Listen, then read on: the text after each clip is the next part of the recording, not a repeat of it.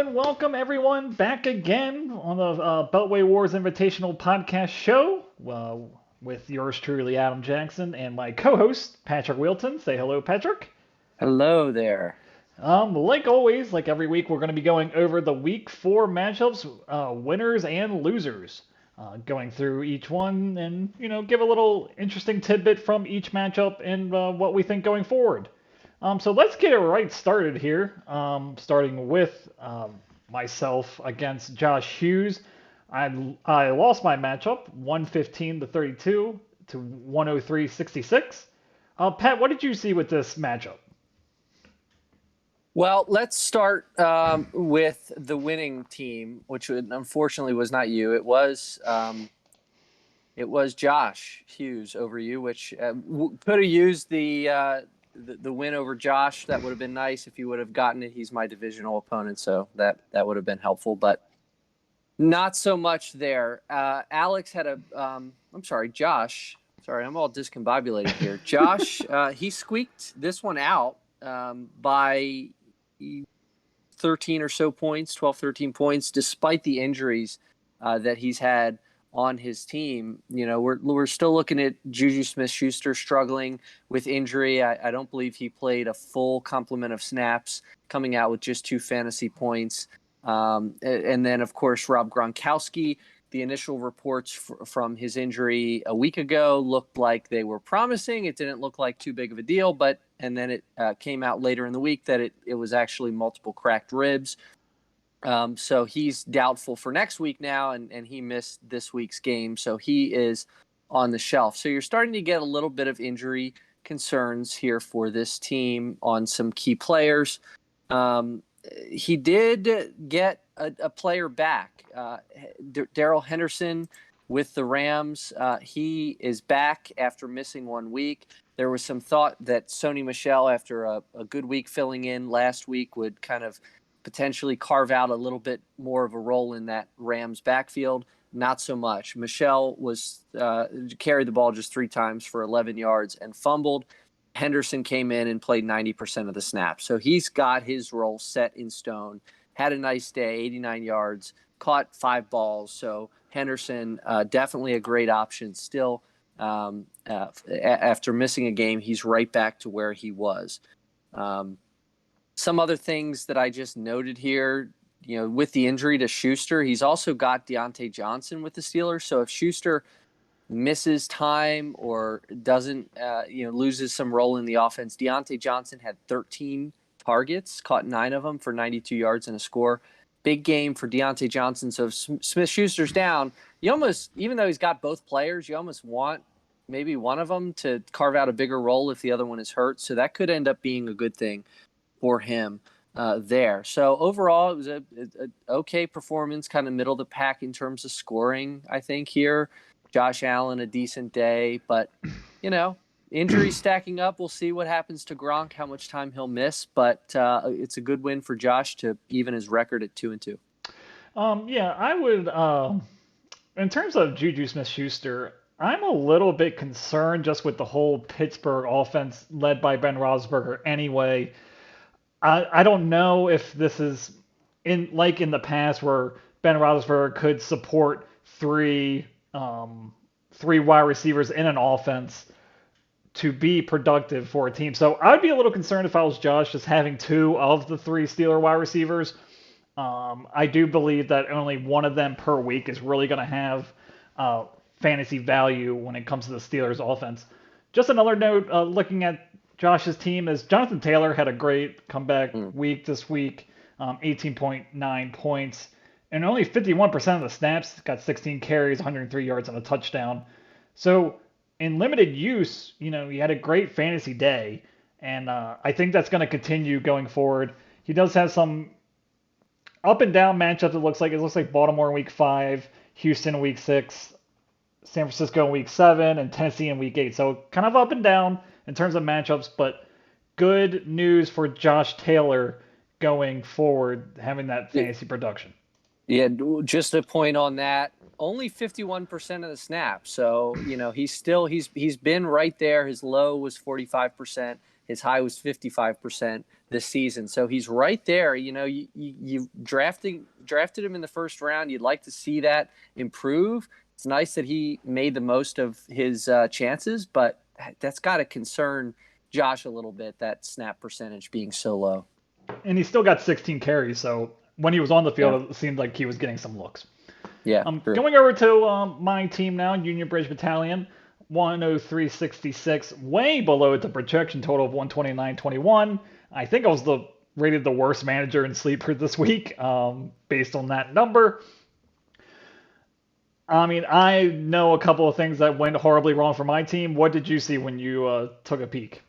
Well, I mean, it's really the two obvious ones right at the top. It's Tom Brady not living up to the hype of the matchup. Granted, he did break the all-time passing yards record in his game, in his return to New England, but he didn't have a really great day. He was not efficient. He didn't throw any touchdowns. He only scored 11 fantasy points. So that obviously right off the bat, his worst performance of the season by far after 3 really great games to begin the year. And Dalvin Cook, who probably, as a fantasy manager, this is the frustrating thing when you've got a player who misses a week with an injury. He comes back. You kind of have it in the back of your mind that, gosh, you hope he's right.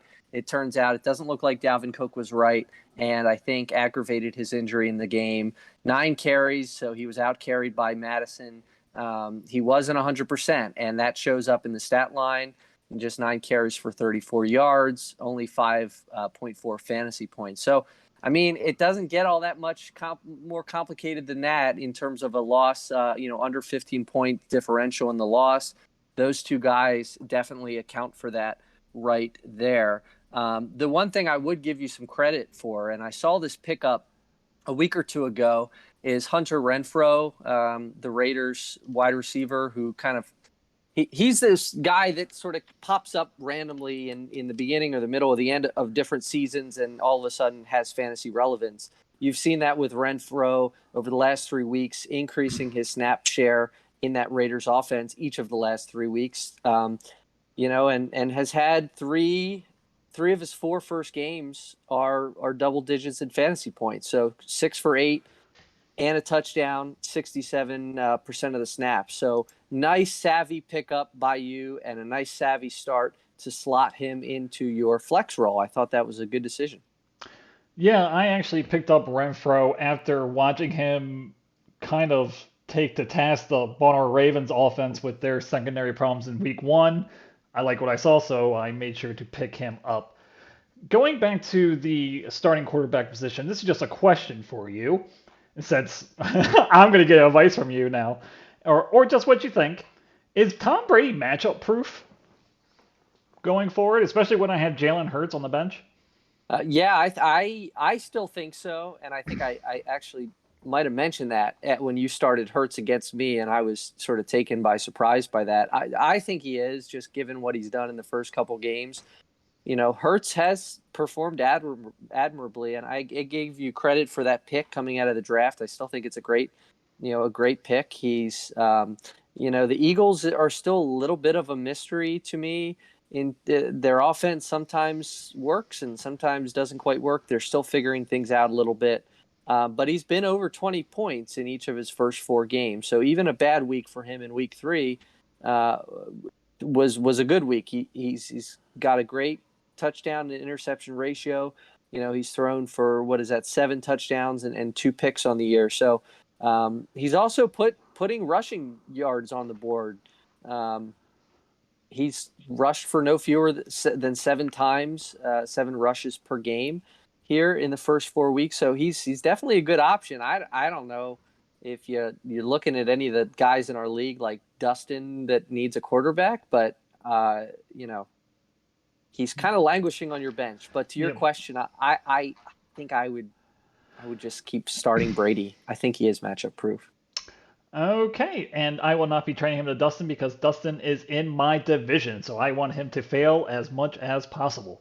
Going on to our next matchup here, we had Baltimore Bay Raiders taking the loss against Owings Mills Oysters, 121-06 to 111-12.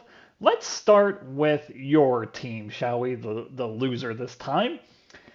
What did you like? What didn't you like? What did you think? Yeah, loser of I think 3 straight weeks here. Not a good slide. Still having trouble at the tight end position, despite having 3 tight ends on the roster.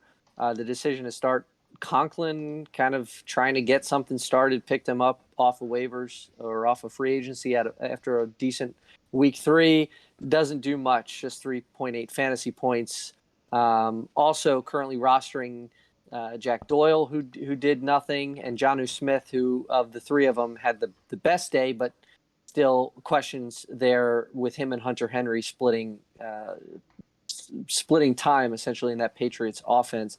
So picked the wrong one there. Picked the Saints defense to start this one in a seemingly favorable matchup against the Giants.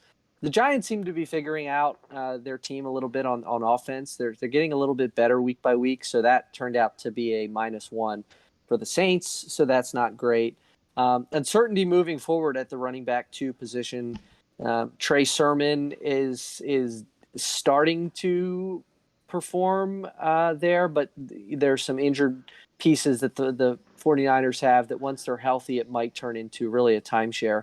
But until that happens, 19 carries, 89 yards. That's good. That's a good workload.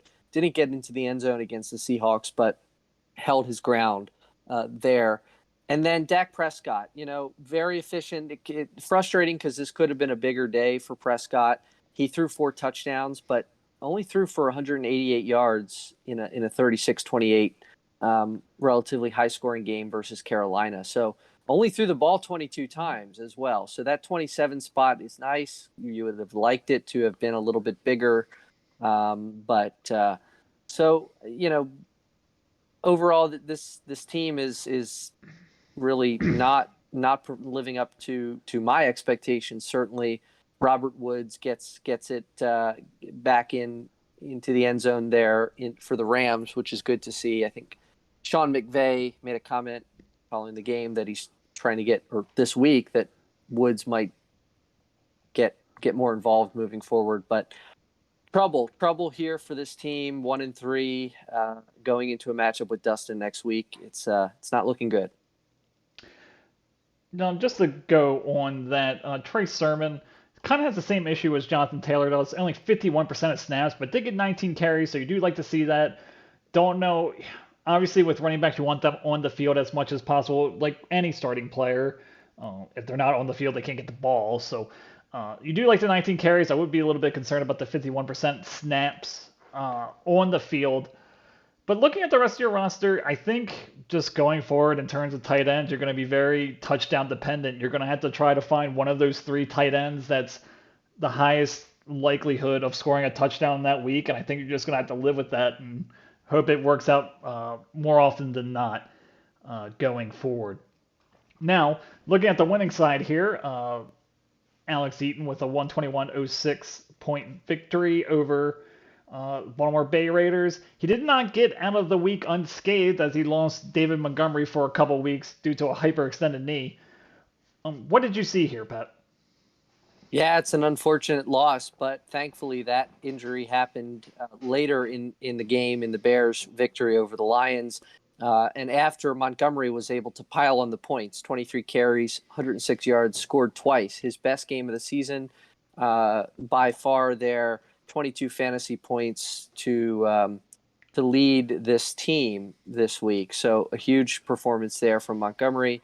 We'll see if he's able to fill that hole. Just looking at the roster, that's his running back 2 spot.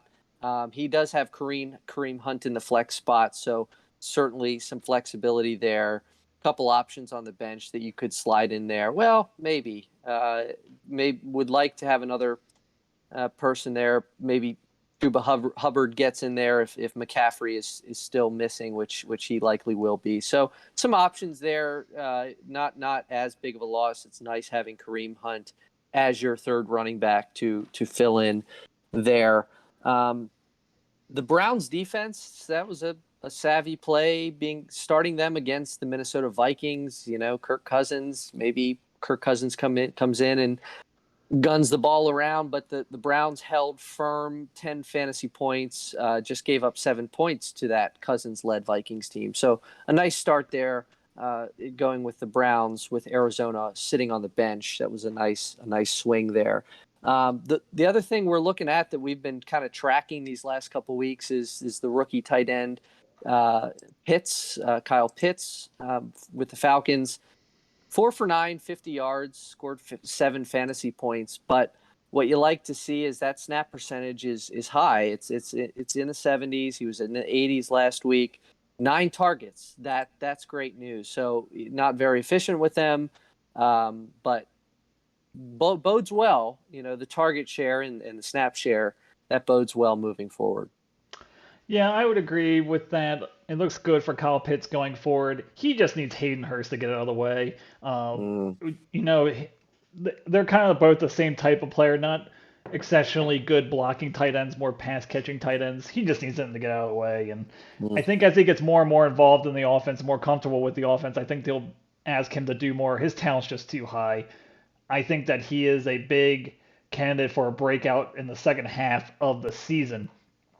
Looking at the rest of his squad, Mike Williams finally comes back down to earth. Only one catch for 11 yards on what was a sort of high-scoring game where Justin Herbert had a great game. Finally came back down to earth, but I'm not concerned with Mike Williams going forward for Alex here. Going over to our next matchup, let me get back to the screen here. We had my lock of the week. My lock of the week win his matchup against Dustin Summers. Jake Krieger and his Cumberland Crusaders won 156-30 to 108-94. I think it was our biggest blowout of week 4.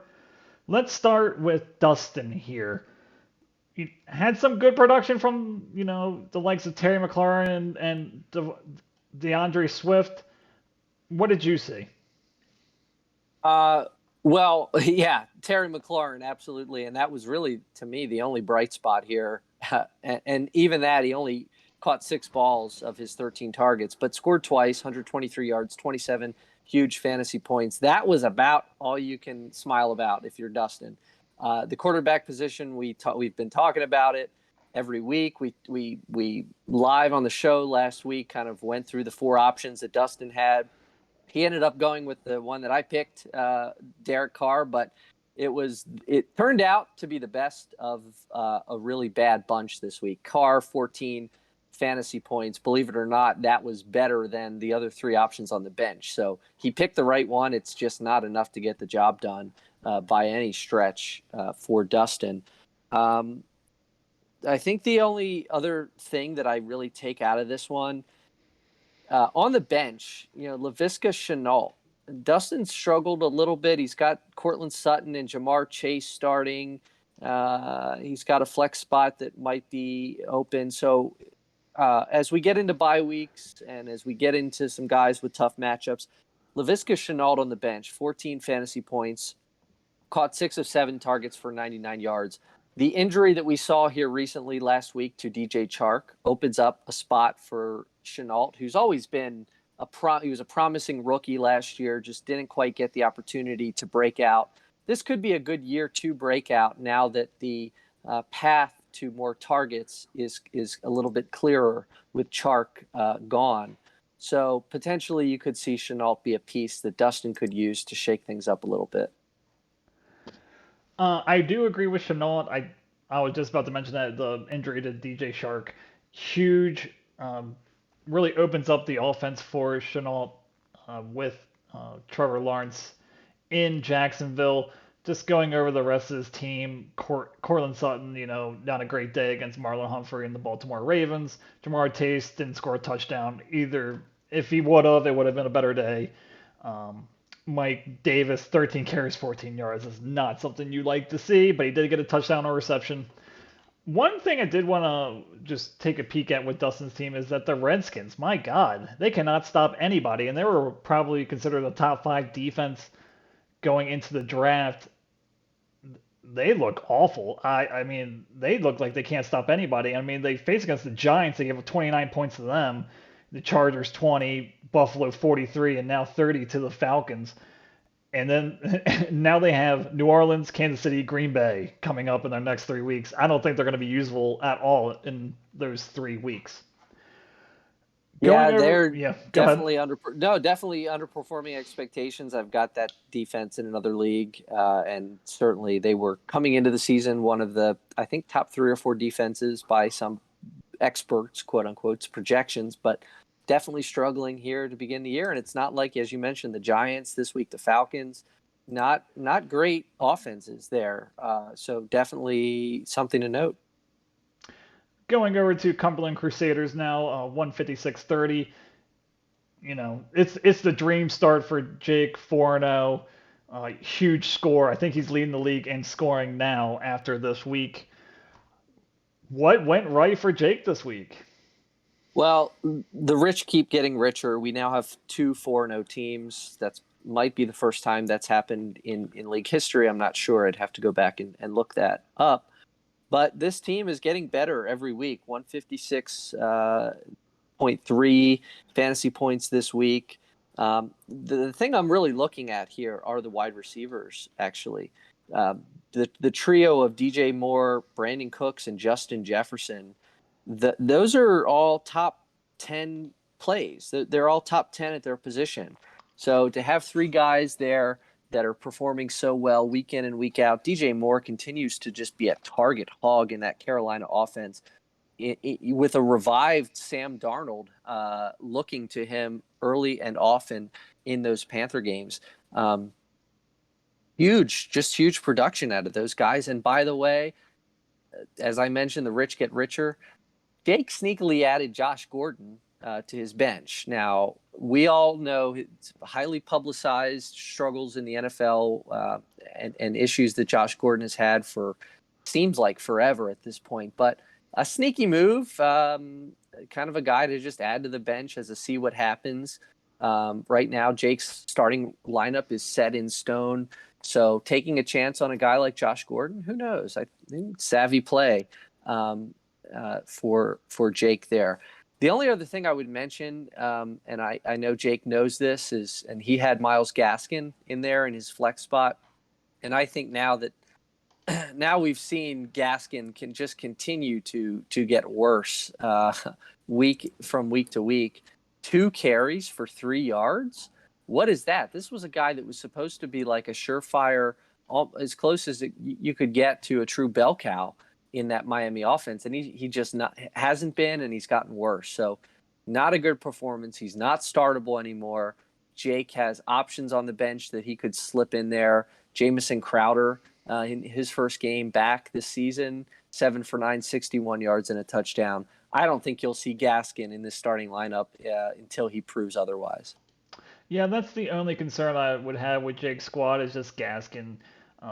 Spending a high draft pick on him, you're not getting anything in return. He does have Ahmed on the bench. He looks like the backup, but even he didn't get too much work in that game against Indianapolis. My one interesting tidbit on his bench is Latavius Murray now finally starts and looks like he's starting to get a hold of that starting job in Baltimore. We all know how important it is to have the Ravens' #1 running back in a run-first team. 18 carries, 59 yards, and a touchdown against Denver. I would guess that we're going to see around 18 to 20 carries from Latavius Murray going forward. So that's just another treasure on Jake's bench that he can just plug and play and not worry about it, I think, going forward. That's a really good point, especially the fact that, and it sort of took me by surprise, that Tyshawn Williams was inactive for this game. The broadcast team kept mentioning that Harbaugh told Tyshawn Williams, "You didn't do anything wrong. We just wanted to see what Le'Veon Bell had." Well, Le'Veon Bell didn't have anything. He looked slow. He wasn't finding the holes. So potentially, if you saw, like I did, Le'Veon Bell as a potential threat to Latavius Murray's grasp on that starting job, I think Bell proved that he's not ready for that role. So that's a good sign for Murray. I think that's a good point on Murray. Yeah, and I think that with Le'Veon Bell, he's very valuable in an offense where the quarterback checks down to the running back a lot. And the Ravens offense just is not that. Lamar Jackson does not throw to the running backs. Anytime that he would have the opportunity to throw to a running back, he's just taking off and running and using his own legs.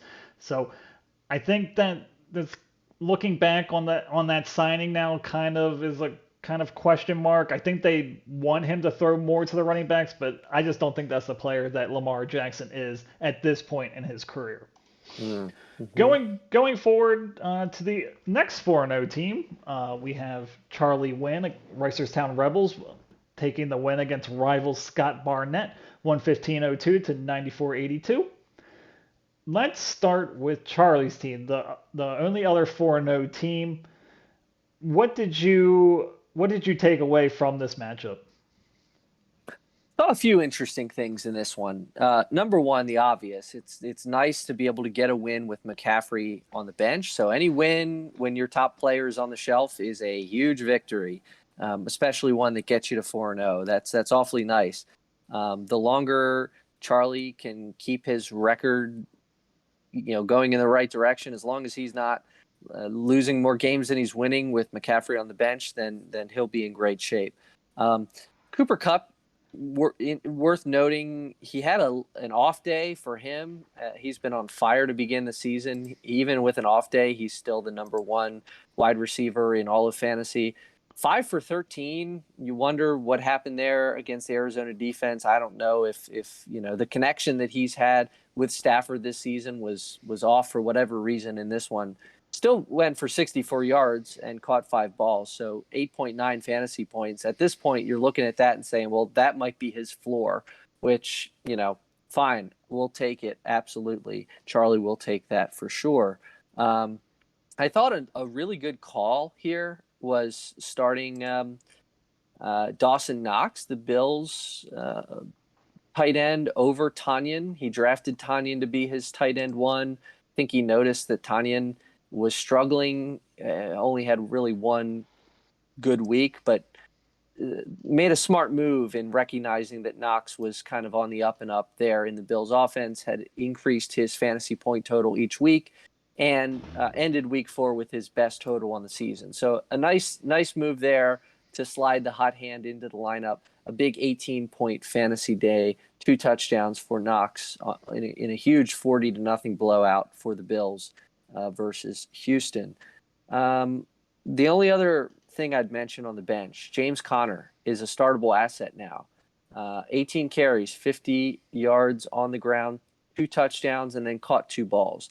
Did have a fumble in this one, but 19 fantasy points with the workload that he got, despite only a 42% snap share. So kind of like what you were saying earlier, when he was in the game, he was getting carries and had a nice game against what's thought to be a tough Rams defense. I would agree on Connor. He's definitely a usable asset. They seem to be using him in the red zone, which is obviously gonna increase his touchdown totals within the 20s. It looks like Chase Edmonds is kind of the home run hitter, while James Conner is more of the pounder in the red zone for Arizona. Going back to Dawson Knox, he's the number 3 tight end in standard 6 in PPR. That is crazy to me. He's quietly becoming a must start in fantasy football, and with tight ends that are very hard to come by. So that is a very savvy move by Charlie. The other thing that I would say that was another very savvy move that just happened, I think it was today, was picking up Alex Collins. With Chris Carson on a short week, he has the questionable tag, and they're not sure. It looks like it's going to be a game time decision for the Thursday night matchup.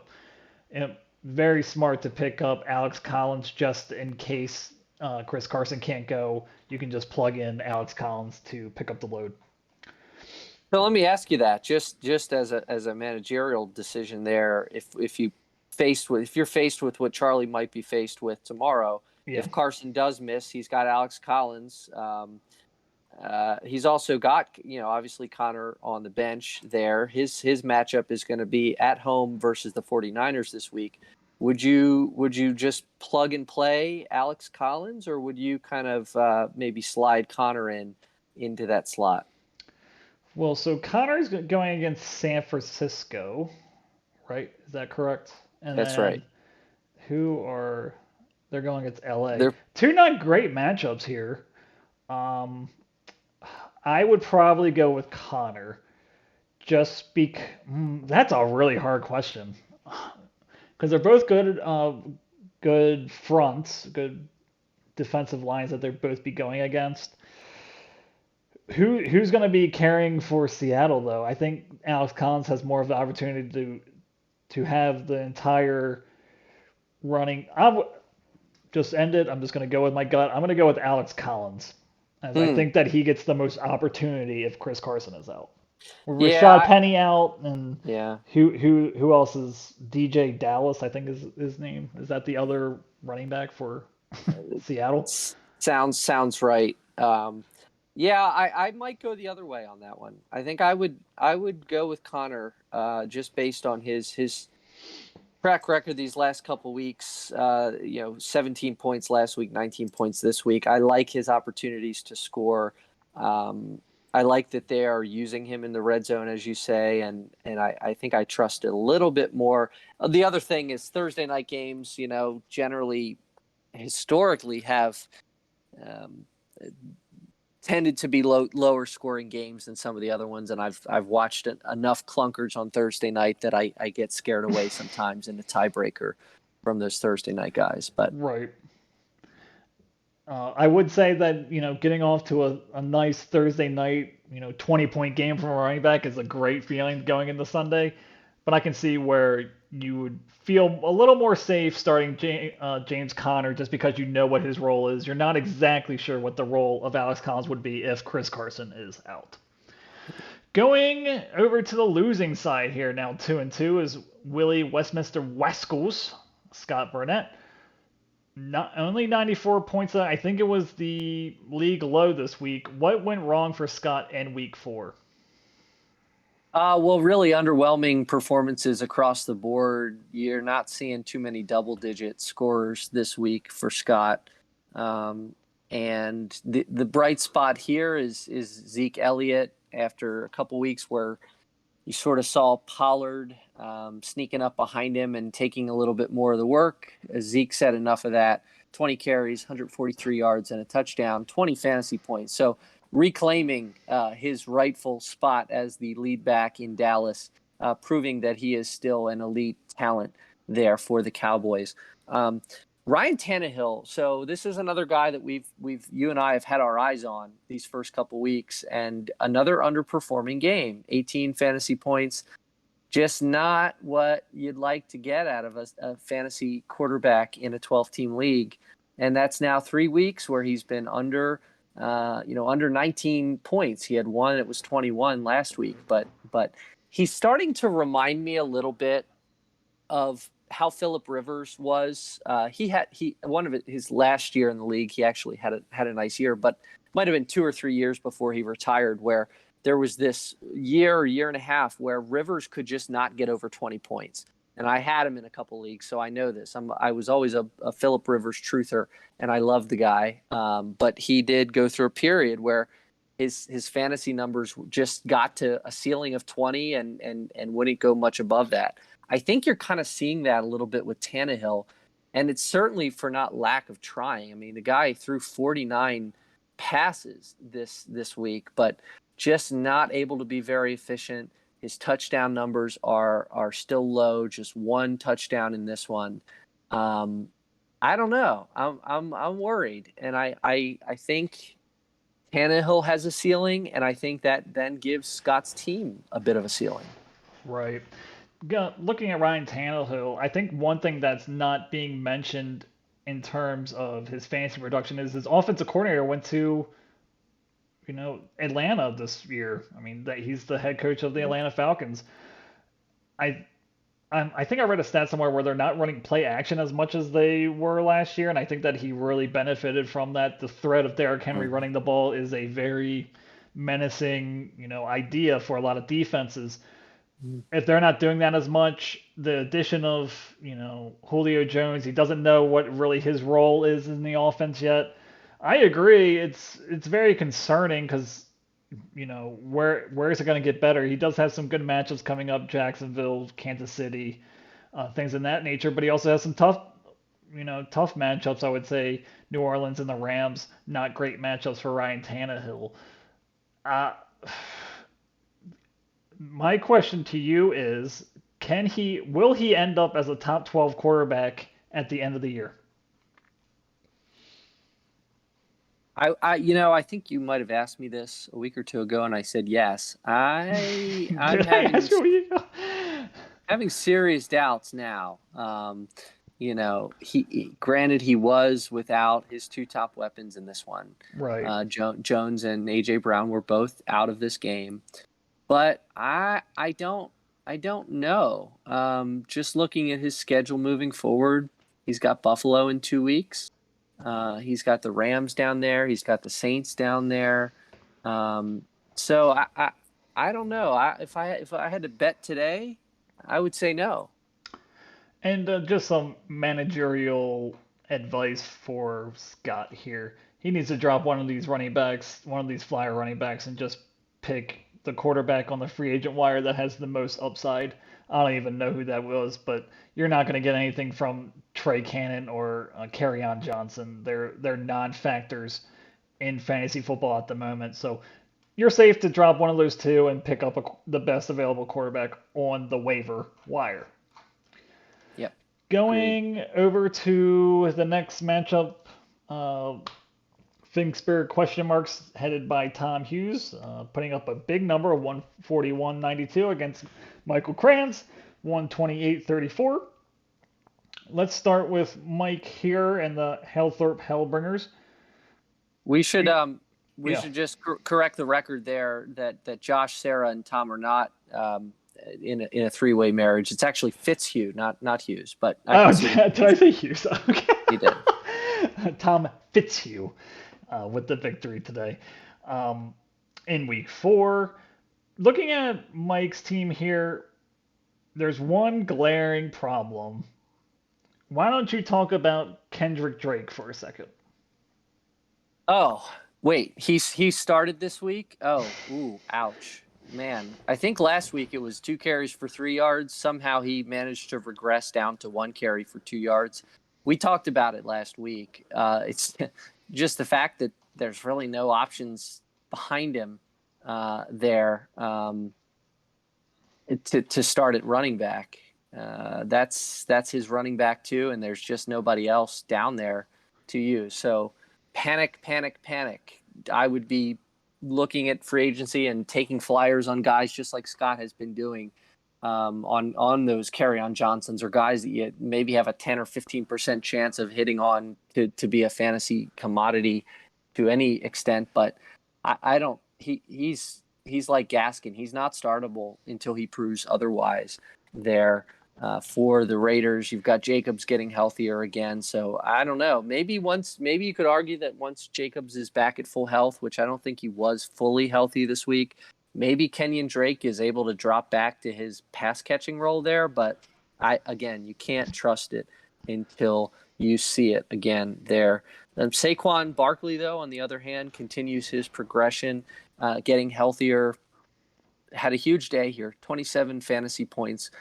You like to see that he's doing the work on as a pass catcher as well, catching 5 of 6 for 74 yards and his caught a touchdown and rushed for a touchdown on 13 carries for 52 yards. So big day for the Giants offense in a win at New Orleans, which is an impressive road victory. Saquon Barkley leading the charge. You like to see that he's got his snap percentage back now 3 straight games, over 80%. 89% is his season high for snap percentage. So I think he's starting to shed the injuries a little bit.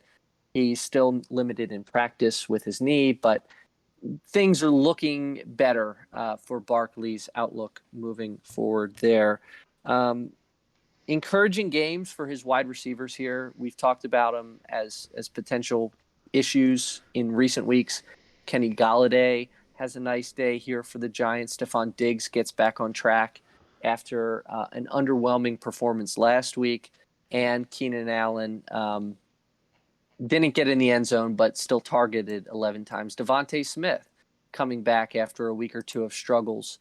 Had a nice 15 fantasy point day for the Eagles. So all of those signs are good. The only last thing I would mention, and it's a question for you here, we just talked about some wide receivers. He's got A.J. Green on the bench. I know you've dabbled with A.J. Green in the past. Couple things here. So third straight game, over 10 fantasy points. His snap percentage has been hovering around 80%. 6 targets in each of the first few games. Is A.J. Green a fantasy zombie that's worth a look here? I would say, against my better judgment, yes. If you're getting a wide receiver with 86% of the snap share, and getting each of the first 4 games got 6 looks, and he's producing, yards per catch 13, 22, 14, 12. So it's a first down a catch, and now he's getting end zone looks. It makes absolutely no sense to me. You would think Christian Kirk or Rondale Moore. I think that's Rondale Moore. Is that the rookie? Let me take a peek at that. Yep. Yeah, would have more opportunity, but it looks like that AJ Green, the savvy vet, is finding new ways to score points. I would never feel good about starting him. But are you start? I mean, who are you starting him over? Kenny Galladay, maybe. I was just Diggs. getting ready to say. So here we go. This week, A.J. Green at home versus the 49ers. Or do you go, I would say, Kenny Galladay next week at Dallas? You got to go Kenny Galladay here, just with the injuries at the wide receiver position for the Giants. I think Slayton and, oh boy, the Sterling Shepard. If they're both out, he's a must start. Kenny Galladay. That's my thing. It's like, with the bye weeks coming up, he's going to be, a great commodity. Maybe you even want to start him at the flex position over Devontae Smith, but you're not starting him over Keenan Allen. You're not starting him over Stephon Diggs. I just went over Galladay. If he has the correct matchup and injury problems with the Giants offense, I think you're starting Galladay over him. Devontae Smith's my only real question, but he had 10 looks for 122 against KC. That might be the matchup you're looking at in terms of who you want to start. But you wouldn't. If I put him in my starting lineup, I would not feel good about it, even though he is producing. So that's a hard one to try to figure out. Just looking at Mike's team here, at 1-3 is not where you want to be. Obviously, you want more than one win. I think the only hope for this team really is Saquon getting better yards per carry, more carries than 13. He needs to hit the 20 to 25 mark, get in the end zone multiple times. And Lamar Jackson needs to start putting up 2019 numbers in terms of rushing and throwing for Mike to have a chance this season, just to overcome his RP2 hole. I think that Lamar Jackson is going to need to start playing at a MVP 2019 sort of level for him to have a chance going forward. The last thing on Mike's team that I will say is Noah Fant looked good. 10 receptions, or 10 targets, 6 catches, 46 yards and a touchdown. Better, I think that's going to be around his average. I think he's going to be a very important part of that offense, especially if Drew Lock has a couple starts going forward. I think Drew Lock looks for Noah Fant a lot, and he has looked for him a lot in previous years. That's a good point. Yep, absolutely.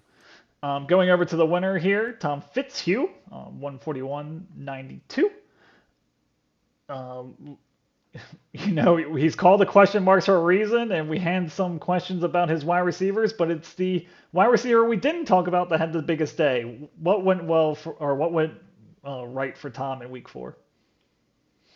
Well, that's the big gaudy number there. Deebo Samuel at the wide receiver position, 8 for 12, 156, 2 touchdowns. That's good for 31.7 fantasy points. So leading the way here for the victor, Deebo Samuel.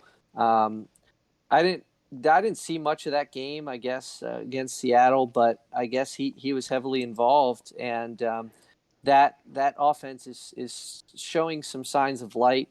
Deebo has been up and down here early in the season, but he's capable of producing these monster games. It's his second huge game of the season. He started the season with a 27 fantasy point, where he also had 12 targets. So he's getting a huge target share in that 49ers offense. He's currently the number 3 ranked receiver. So Yeah, huge performance there for Debo.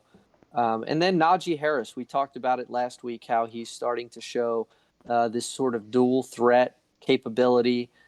He follows his 21-point week 3 up with an 18-point week 4, 15 carries on the ground for 62 yards and a touchdown, but also tacked on 6 catches on 7 targets in the air. So second week in a row that we've mentioned him as a dual threat.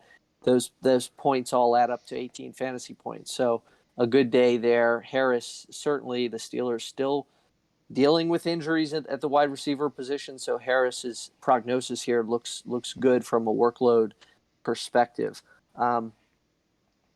I think Tom, he's 2-2 now.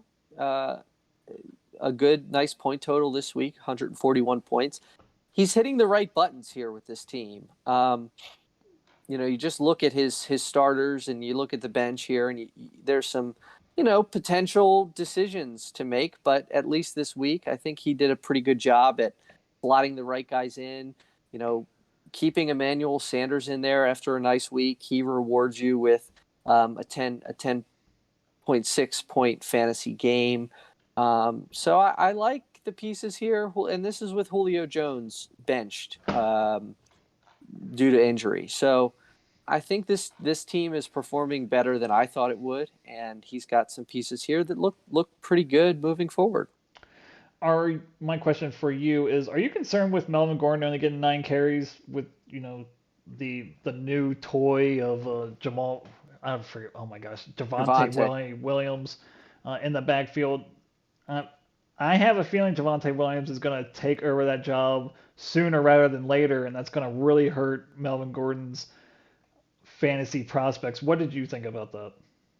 I'm not so sure about it. I think Gordon, if I'm correct, he's on a fairly big contract. I think they're paying him a decent amount of money.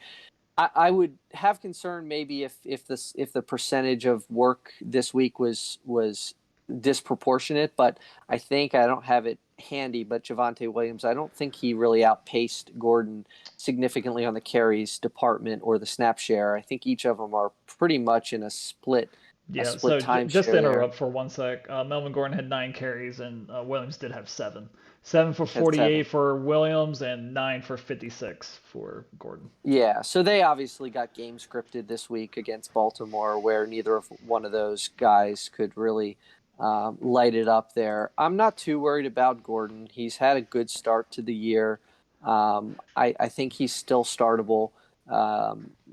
It's worth monitoring going forward, but I think Gordon still has enough talent. He's got over 5 yards of carry in this one, so his efficiency is there. I think they're going to need him. That Denver team is looking to play good defense and try to get ahead in some of these games. And Gordon, I think, is going to be a part of that success. So this was their first major test as a football team in the 2021 campaign. They played some losers in the first couple weeks, so we'll see. I mean, it's possible that they may not be playing with leads too often. I don't think we've seen this team against enough quality NFL football teams that we can judge that just yet. Just as on note of that, the snap share of Melvin Gordon has gone down each week, or in a downward trend, while Williams has gone up. So just something to keep an eye on in terms of who is going to get the majority of carries in the Denver offense. Going on over to our last matchup, Pasadena Penguins, led by Sarah Hughes, defeated Timonium Tallywhackers, headed by Brian Morgan, 132-82 to 124-88. Let's start with Brian here. Great day for Justin Herbert, but what went wrong in terms of total points here, other than Herbert? Because Herbert had a good day. Yeah, our closest game of the week here between Brian and Sarah. What went wrong was the wide receivers in a huge way. I mean, this was a winnable game, and if you're Brian, you're looking at these wide receivers. Odell Beckham, 4 points. Cole Beasley, 2 points. CeeDee Lamb, 2 points. So really low totals there. Beasley is the shocker. 2 of 2 for 16 yards in a game that the Buffalo Bills scored 40 points. You kind of look at that and scratch your head. Cole Beasley has been a target monster at times for the Bills, so just kind of an off week there. CeeDee Lamb, 2 for 5 for 13 yards. You'd like to see. I mean, we kind of knew that these weeks could be in store for Lamb this season. They've got enough weapons there, and he's enough of a boomer bust guy that this is to be expected a couple times over the course of the season. Odell Beckham, after a pretty decent first showing in week 3, just doesn't do much. Not on the same page with Baker Mayfield. 2 for 7. Played a lot of snaps, obviously with Jarvis Landry still shelved with an injury, but only 2 for 7 for 27 yards. So disappointing day across the board for the wide receiver. Solid everywhere else. I mean, you mentioned Eckler, 15 carries, 117 yards on the ground and a touchdown, caught a couple balls. Aaron Jones, not his best outing, but, they got him involved enough, 15 carries and caught 3 balls. So he's still catching some passes there for Green Bay. And Leonard Fournette in the flex role, 20 carries, 91 yards. He's locked in as their starting running back, which is good to see. That's an improvement from where he was at the beginning of the season. Ronald Jones has once again played himself out of that starting job for the Bucs. So that's nice to see. Interesting. We talked about Allen Robinson, just to continue with the wide receiver struggles. We said last week that he was it's the panic button time for Allen Robinson. He had 63 yards, but still only targeted 3 times for the Bears. So even though 7 fantasy points is better than the 3 wide receivers that got the start for Brian's team, still concerning. The volume is just not there for Robinson. And I think the days for Allen Robinson are just going to get worse, as today Justin Fields was announced as the starting quarterback for the Bears going forward. He's going to have his rookie struggles, and I think I said last week that you really, really hope Andy Dalton becomes the starter again. As Andy Dalton, maybe not the best NFL quarterback, but he kept AJ Green and Mohamed Sanu relevant in Cincinnati for all those years. So he was definitely capable of keeping Allen Robinson as a top 20, top 15 wide receiver. I don't know if you feel that same way with Justin Fields at the helm. So I don't know what you do with that. Luckily, you have Cole Beasley, who before this week was having, huge target shares out of that Bills offense. I think better days ahead for Brian. Austin Eckler, you got to love it. I mean, 15 carries, 117 yards, and also 3 receptions for 28 yards and a touchdown. I think better days ahead. It's a very talented roster. I just think that he kind of got unlucky this week, just with Beasley and Lamb, especially with the high totals of both those games, only getting 2 points out of them each. I think that if you were to tell me that Buffalo is going to score 40 points and Dallas is going to score 36, I think that 9 times out of 10 they're going to have more points than they did in week 4. Yeah. Going over to our last team of the week is Syracuse Pasadena Penguins winning 132-82. My favorite fantasy player of 2021, Cordero Patterson, 32 points. Take it away, Pat. Well, you started there, and that's fine, but you're between Patterson and Tyreek Hill combining for Sarah for, what is this, 84.2 points. Tyreek Hill had a 42. I'm sorry, 7. I gave her an additional 10 points. 72.2 points. Only 72 for those guys. But that's great. I mean, Tyreek Hill, 11 of 12, 186 yards, 3 touchdowns. Are you kidding me? He did all the work for the Chiefs in that one for 42 fantasy points. Huge, huge, huge. Cordero Patterson continues to be the Swiss Army knife in that Falcons offense. It's amazing to me that as long as he's been in the NFL, a team has not figured out how to get him involved. Wait a minute. Did you see his snap share? I did not. Go ahead and take a look at that. Wow. Boy, that's got to be some type of a record. That 30% has snap to share. be. Lord. That's unbelievable. Go ahead. I just No, wanted to that see because that's crazy to me. it's huge. Two huge games that gave Sarah her first win.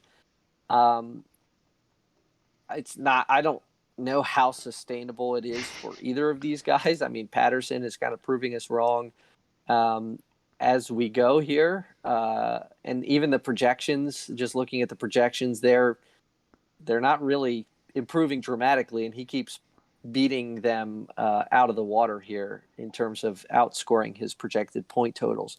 So he's the number 3 running back in I fantasy think right he's labeled now. as he has running back and wide receiver eligibility, so he's both. Yeah, so that's huge. That flexibility is great to have. That you can slide him into half of the spots on your roster is really good. But in all seriousness, though, great days for both of those players. Still some question marks up and down the roster here elsewhere. Logan Thomas, of course, her starting tight end for her Washington football team, placed on IR with an injury. Luckily, she does have a capable backup She with has two. Dallas Schultz, Dalton. Dalton, who plays for Dallas. 6 for 8 for Schultz this week, 58 yards and a touchdown. Schultz is quietly the 4th or 5th ranked tight end in fantasy, depending on scoring format. So he'll be able to slot right in there. And Thomas, you can replace that production pretty easily. But just looking elsewhere here, Brandon Ayuk still struggling for the 49ers. We talked about Debo's feast. It's Ayuk's famine, 1 for 3, 15 yards, 2 fantasy points. Miles Sanders, starting running back for the Philadelphia Eagles, continues his struggles in a 30 to 42 point game against Kansas City. Just 7 carries for 13 yards, caught 3 balls, but A week after that's he had 3. 2 carries.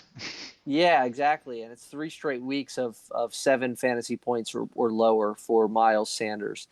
And Kenneth Gainwell had a great game behind him. I shouldn't say behind him, I guess probably in front of him. It looks like that could turn into a timeshare, which is not what you like to see for one of your starting running backs. So definitely led by those 2 high-flying electric players this week. A nice win, but again, I still question the sustainability of that moving forward. Yeah, with Tyreek Hill actually caught some of that game against the Eagles. It looked like the Eagles secondary just forgot about him on like 2 of the touchdowns. Like he was just running like 30 yards wide open. Like I don't know what the heck was happening there. But this is what you've seen in a Tyreek Hill the past couple seasons. He has, some down weeks, 7, 4, but then he puts up a 42 and he wins you a week just Yeah. by himself. Um, this is going to be the type of player he is. Maybe he's not going to come through for you when you need him the most, but he is a week winner. So you'll see him in the top 5 of wide receivers at the end of the year. But the points per game, I mean, what's that going to average out to be in terms of when you do need him the most? Is he going to be more consistent or is he going to be more boom or bust? I have a feeling he's going to be more boom or bust for the rest of the season. 2 other names I wanted to bring up on her team was Chase Edmonds. We were talking about James Conner and how you know how relevant he is. Chase Edmonds, 12 carries, 120 yards, and 4 catches. He's still a very viable option in a high flying Arizona offense. Mm-hmm. Not really afraid of Connor at all. If you have Edmonds, you're still running out Edmonds. That's the person that they use between the 20, the outside the 20. So huge, playmaker in that offense. And another name that was struggling earlier in the season, but now seems to be getting more targets is Robbie Anderson. Had 11 targets in the loss against Dallas. It seems that Sam Darnold is looking towards him more, so that's just a positive. That's just a step in the right direction. Anyway, 11 targets. That's more than he had in his first 3 games, 3, 6, and 2. So definitely trending in the right direction, and maybe you slide him in for Brandon Ayuk going forward. Who knows? But that's good to see out of Robbie Anderson in that offense. Yeah, well, just on those wide receivers, I think Sarah's season might rest on her ability to look into her crystal ball and pick the two of her five kind of middling wide receivers here between Pittman, Ayuk, Robbie Anderson, Brian Edwards, and Marquez Callaway. Picking the two of those five every week is going to be tough. It's not something that I envy having to do. They're all kind of seem like pretty close in my mind. They've both had they've all had up and downs so far this season. So picking two of those five is going to be a challenge. I would agree, and ending ending the show on a Crystal Brawl reference for spooky season. Now that we're in October, it's when the fantasy football matchups are really going to start getting heated, and we're going to see who's the pretenders and who's the contenders going forward in the Beltway Wars Invitational. Anything to say going into Week 5, Pat? Well, no, I just I thought maybe what we could do here is just really quickly to end the show, just look at this schedule for next week. Okay. So I just see if there's anything to note here. I'm taking on Dustin. I obviously, well, we're both desperate for wins. We're both 1-3. It's gonna No, no. looking, Oh, you and Dustin. I was like, don't put me yeah. in the one. No. Dustin and I 1-3. Dustin and I go way back in fantasy. I've gotten the best of him here recently, but for a long period there, I had some awfully bad luck. So there's a good chance that I could come out of this week 5 with a 1-4 lopsided record there. You've got a tough task here. You're taking on 4-0 Jake, and right now you've got the slight edge in points, projected points, but that's a tough one. How you feeling about that? Not great. Just looking at the matchup, he has great matchups. Not looking forward to it. Just hopefully one of my stars can just really pop off and take him down for all of us. Take him down another notch. Projections are I'm 139, 135, but I do not have a good feeling going into Week 5, especially with some injury concerns that I do have. Yep, absolutely. Well, and then we look at our other 4-0 team. Charlie's Reisterstown Rebels taking on the 2-2 Timonium Tallywhackers. Brian's team there. Brian currently projected to potentially take down 4-0 Charlie, so we'll see how that turns out. And we there. have Battle of the Roommates, Tom versus Scott here. So some in-house rivalry going on there, and see if Tom can finally become a contender in the Beltway Wars Invitational and be over 500 for the first time that I can remember, and going in 3-2 against Scott. Yeah, that's a matchup of 2-2s, and then to close out the slate, we've got a matchup of two more of the 1-3 teams, Sarah versus Mike there in perhaps the lowest scoring affair of the week, unless you get Tyreek Hill and Cordero Patterson doing what they did this week. We'll see there. Great, cool. Okay, awesome. Well, that's the end of our show, everyone. Thank you for tuning in, as always. And if you have any suggestions of what you'd like to see added to the show, just reach out to me or Pat. We'll be sure to listen, maybe not implement, but we'll be sure to listen anyway. And good luck to everyone in Week 5. We will catch you next week. Thanks, guys. Bye.